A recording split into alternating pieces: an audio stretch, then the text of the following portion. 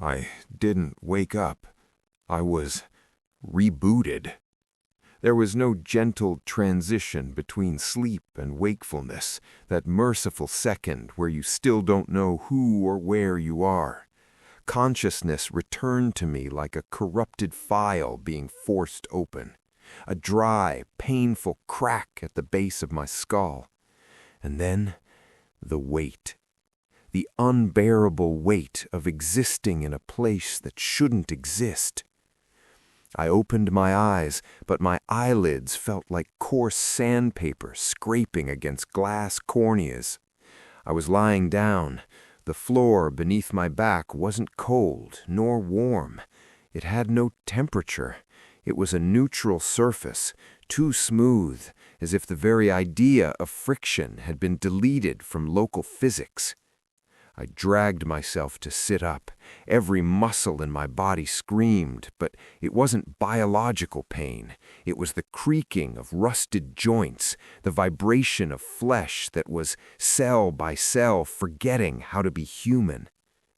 We were inside. Not inside the factory or inside a cave.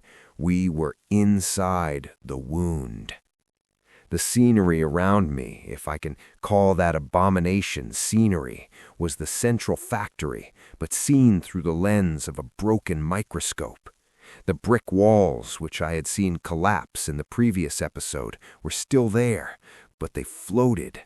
Masonry blocks suspended in the vacuum, spinning slowly around an invisible axis. There was no mortar, there was no gravity, just the pure, cruel geometry of the system. And then the light.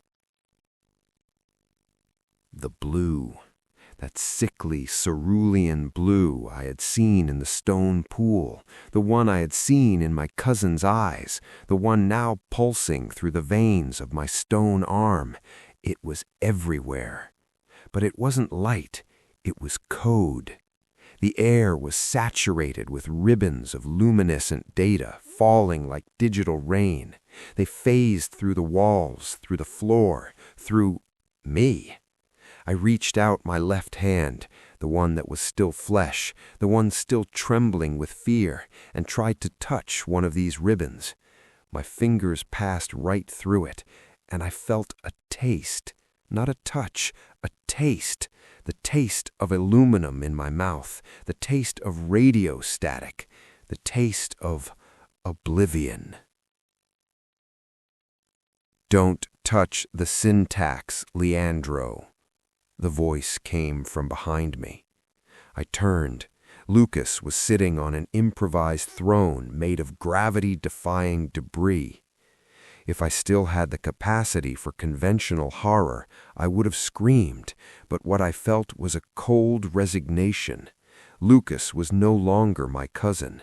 The basalt infection, which previously covered half of his face, had now consumed everything.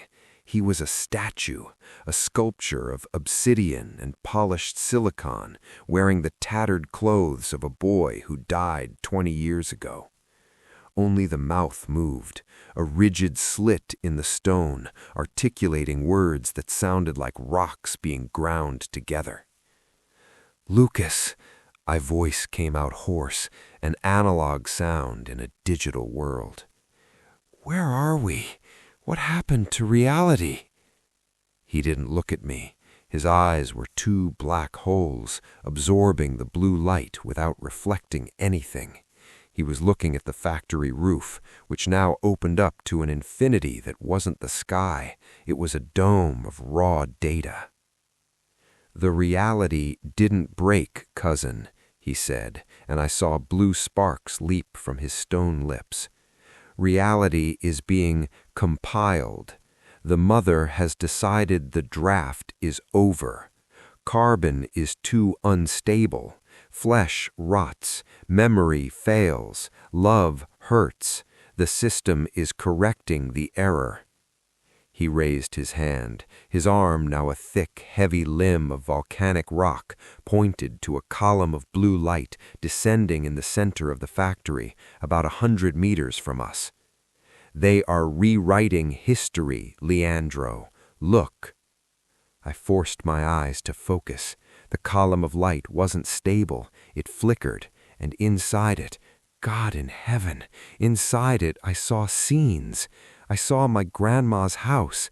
I saw the chickens pecking in the yard. But then a wave of blue pixels swept over the image, and when it reformed, the house was made of gray glass. The chickens were metal automatons. The mountain ridge had no trees, only transmission towers. "What is that?" I whispered, feeling the bile rise in my throat. "It's the update, cousin," Lucas replied, emotionless. "The silence patch. They are deleting the organic past. When that column finishes downloading, coffee will never have existed, nor rain, nor tears, only stone, only the eternal." I tried to stand up, but my legs failed. I looked down. My boots, my old leather boots, were fusing to the floor. Where the sole touched that neutral surface, matter was turning gray, losing color, losing identity. The floor was eating me. No, it was assimilating me. "We have to get out of here," I said, ripping my foot up with a violent effort. The sound was of tearing fabric. I left a piece of the boot sole behind, which instantly turned into pixel dust. "Lucas, get up!" He laughed. It wasn't a human laugh. It was the sound of signal interference. "There is no out, Leandro. The dome covered everything. The Taquara Ridge is the hard drive, and we're in the bad sector." That was when I heard it. Not the constant hum of the blue code. Something else, a mechanical, heavy, rhythmic sound. Clack, clack, clack. It came from the darkness beyond the column of light. The sound of footsteps, but they weren't human footsteps. They were the steps of something that weighed tons, yet was trying to tiptoe. "The administrator," Lucas whispered, and for the first time I saw the stone on his face tremble. "He found a syntax error." "Us?" I asked, backing away until my back hit a floating wall. "No," Lucas turned his stone head slowly in my direction. "You. I'm already part of the archive. I'm compatible. But you still have warm blood. You're the virus, Leandro, and the antivirus is coming." The sound grew louder. Clack, clack, clack. From the mist of blue data, a silhouette began to form. It was tall, impossibly tall. But it wasn't the tall man I saw in my childhood, the one with the suit and supernatural elegance. This thing was unfinished. It looked like a crude sketch of a human being made of barbed wire and static. Its arms were too long, dragging on the ground, and its legs bent backward like a grasshopper. It had no face. In place of a head, there was a white polygon spinning frantically, emitting a light that burned the retina. "He doesn't see us, Leandro," Lucas hissed. "He reads us. Stop sweating. Stop being afraid. Fear alters your temperature. He tracks heat." I held my breath. My heart beat against my ribs like a bird trapped in a steel box. The ringing in my ears intensified. The creature stopped. The polygon on its head stopped spinning and locked on me. A voice, no, not a voice, a transmission exploded inside my head. It didn't enter through my ears. It was born directly in the brain. Unregistered, biological, entity, initiating, formatting protocol. The creature took a step. The space between us, about 30 meters, wasn't crossed. It was deleted. In the blink of an eye, the thing was in front of me. The smell of ozone was so strong, I tasted blood. It raised an arm, which was actually a blade of vibrating pixels, ready to swing down and cut not my flesh, but my existence. "The mark!" Lucas shouted. "Use the mark!" Instinctively, I raised my right arm, the stone arm, the curse I had carried for 20 years. The moment the creature's digital blade touched my basalt arm, the world stopped. There was no pain. There was connection. My eyes rolled inward. I was no longer in the factory. I was in an infinite corridor of white light, and I saw it. I saw the source code. I saw that the mother, the intelligence controlling everything, wasn't trying to kill us. It was trying to save us. The blue wasn't death. The blue was a shield. Because out there, outside the simulation, outside the Taquara Ridge, outside the shell of the planet, something much worse was looking in, something that made the tall man look like a guard. Falling isn't the right word. When the floor opened, we didn't fall into space. We fell into time. The sensation was like being sucked down a drain. I felt my guts rise to my throat, my bones vibrating at a frequency so low they seemed to want to liquefy. We passed through layers of darkness and bands of strobe light. I saw flashes of my life, my 7th birthday, my grandfather's funeral, my first kiss, but the images were wrong. At the birthday, I was alone. At the funeral, the coffin was empty. At the kiss, the girl had no face. They were memories, yes, but they weren't mine. The impact wasn't dry. It was viscous. I landed on my back with a muffled thud, like a body being thrown into the mud. But it wasn't mud. I tried to breathe and choked. The air down there was heavy, sweet, and chemical. It smelled of formaldehyde, ozone, and fabric softener. A domestic smell, too clean, which, in that context, was more terrifying than the smell of rot. I stood up, wiping a bluish, gelatinous substance from my face. We were in an immense corridor. The ceiling was lost in the darkness above, where we had come from. The floor was grated, made of a metal that looked like polished bone, and beneath the grate ran a river of pulsing light. But what froze my blood wasn't the architecture, it was the tenants. They were everywhere. To my left, to my right, stretching as far as the eye could see, there were glass cylinders, tall tubes 10 feet high, filled with that glowing blue liquid. And inside each tube floated a man. I walked to the nearest one, my boots making a wet sound against the metal.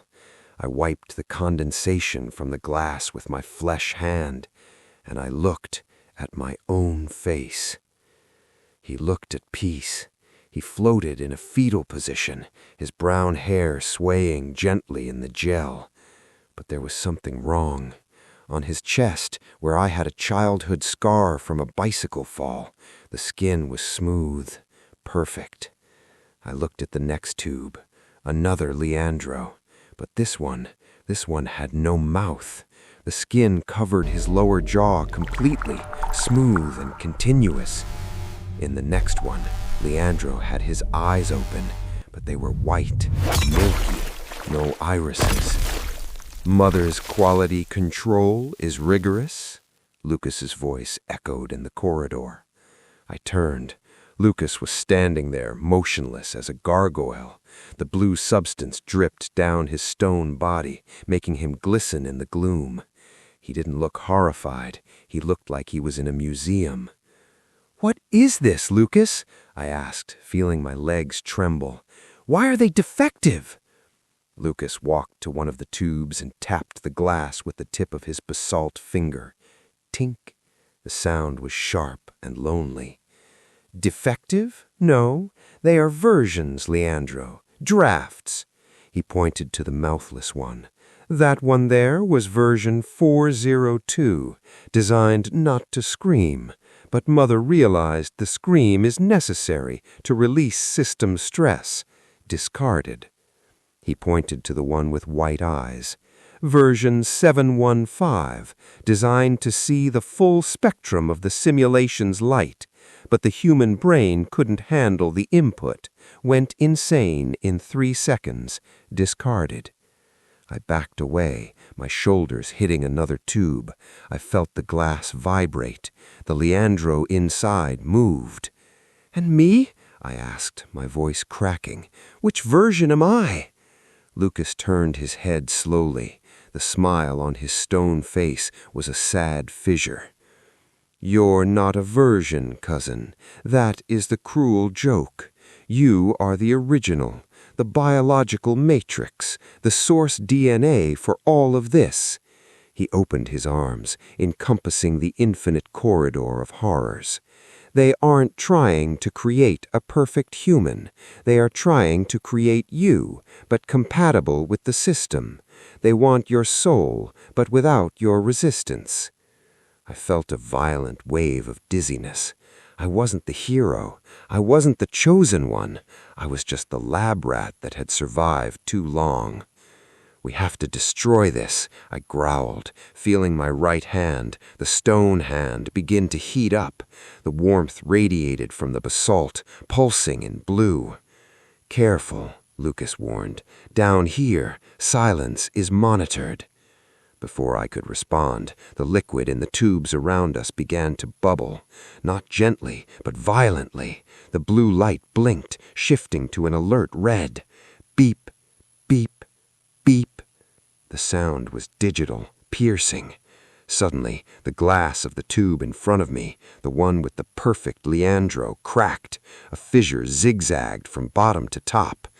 "He's waking up," I whispered. "No," Lucas stepped back, assuming a combat stance. "The system detected the original. It's releasing the antibodies." The glass exploded. I was bathed in a cold gel and shards. I fell to the floor, coughing, trying to wipe my eyes. When I managed to look, the clone was on the floor, on all fours, vomiting the blue liquid. He coughed and choked, exactly like me. He lifted his head. He had my face. He had my eyes. But the expression, there was no fear. There was only a predatory hunger and a smile I have never made in my life. "Hello, me," the clone said. His voice was mine, but without the imperfections, without the tremor, without the humanity. It was my voice, equalized in a studio. He stood up. He was naked, his pale, perfect skin glowing under the red emergency light. He looked at his own hands, opening and closing his fingers. "Carbon is weak," the clone said, flexing his muscles. "The update is ready to overwrite." And then other glass tubes began to shatter, one by one, a chain reaction. Crash, crash, crash. Dozens of Leandros, hundreds, falling to the wet floor, standing up, all looking at me with the same expression of empty hunger. "Lucas," I muttered, backing up until I felt the cold metal against my back. "Don't let them touch you, Leandro," Lucas shouted, his stone voice echoing.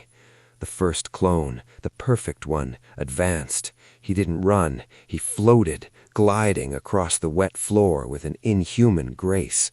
I raised my stone arm. "Stay away!" I screamed. The clone stopped 3 feet from me. He looked at my stone arm with envy. "The key," he whispered. "The hardware key. Mother said it would be mine." He lunged. It was a movement too fast for a human. 1 second he was still, the next he was on top of me, his cold, slimy hand squeezing my throat. I felt my windpipe start to give way. I looked into his eyes, into my eyes, and saw the abyss. There was no soul there. There was only binary code running on an infinite loop of kill, replace, kill, replace. "Give me," he hissed, his saliva dripping on my face. "Give me your life. I am the improved version. I deserve to exist." My vision began to darken. Black dots danced in front of me. But then my right hand reacted, not of my own will, but out of the salt's own survival instinct. The stone on my arm heated until it turned white. I heard a high-pitched whine like a giant capacitor charging. I grabbed the clone's neck with my stone hand. The effect was immediate. He wasn't crushed. He was absorbed. The clone screamed, a digital sound, like corrupted audio, as his flesh began to turn into blue pixels at the point where I touched him. The disintegration spread fast, the neck, the face, the torso. In seconds, he was no longer flesh. He turned into a cloud of glowing data that was sucked into my arm. I felt a surge of energy, not food, not adrenaline, information. That clone's memory invaded my mind. I saw his birth in a tank. I saw the mother teaching him to hate the original. I saw his desire to see the sun. I breathed him. I ate him. I let go of what was left of him. Nothing, just blue vapor. I stood up, panting. My stone arm now throbbed with a violent, hungry light. The other clones stopped. Hundreds of pairs of eyes focused on me. They didn't attack. They took a step back. They sensed the predator. Lucas approached me, looking at my stone arm with a mix of horror and admiration. "You didn't just access the kernel, Leandro," he said quietly. "You just executed a delete command." But we didn't have time to celebrate. The grated floor beneath us began to tremble. The river of light beneath the grate changed color from calm blue to a furious violet. And then her voice, the mother's voice, not in my head this time, but coming from the invisible speakers of that cathedral of horror.